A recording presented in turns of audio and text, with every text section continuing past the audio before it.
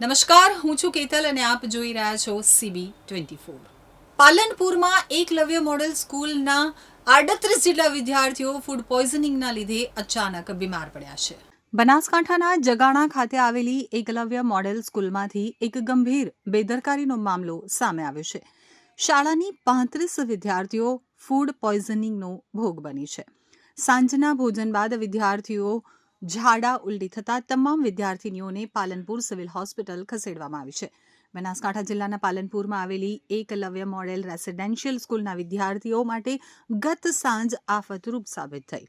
શાળામાં પીરસવામાં આવેલું ભોજન આરોગ્ય બાદ એકાએક વિદ્યાર્થીઓને ઉલટી અને પેટમાં દુખાવા જેવી ફૂડ પોઈઝનિંગની અસરો વર્તાવા લાગી। સ્થિતિ ગંભીર જણાતા તાત્કાલિક અસરથી કુલ 38 વિદ્યાર્થીઓને સારવાર અર્થે પાલનપુર સિવિલ હોસ્પિટલ ખાતે ખસેડવામાં આવ્યા હતા। આ ઘટનાને પગલે વાલીઓમાં ચિંતાનું મોજું ફરી વળ્યું હતું। આરોગ્ય તંત્ર પણ દોડતું થઈ ગયું હતું।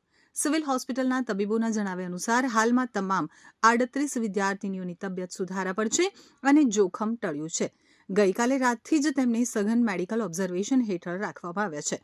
તો હોસ્પિટલ તંત્ર દ્વારા જરૂરી લેબોરેટરી રિપોર્ટ કરાવવામાં આવ્યા છે, જેનો આખરી અહેવાલ આવ્યા બાદ અને વિદ્યાર્થીઓની સ્થિતિ સંપૂર્ણ સામાન્ય જણાયા બાદ તેમને ડિસ્ચાર્જ આપવામાં આવશે। આ ઘટના બાદ શાળાના ભોજનની ગુણવત્તા સામે પ્રશ્નો ઉઠી રહ્યા છે અને તંત્ર દ્વારા આ મામલે તપાસ કરવામાં આવે તેવી શક્યતા છે।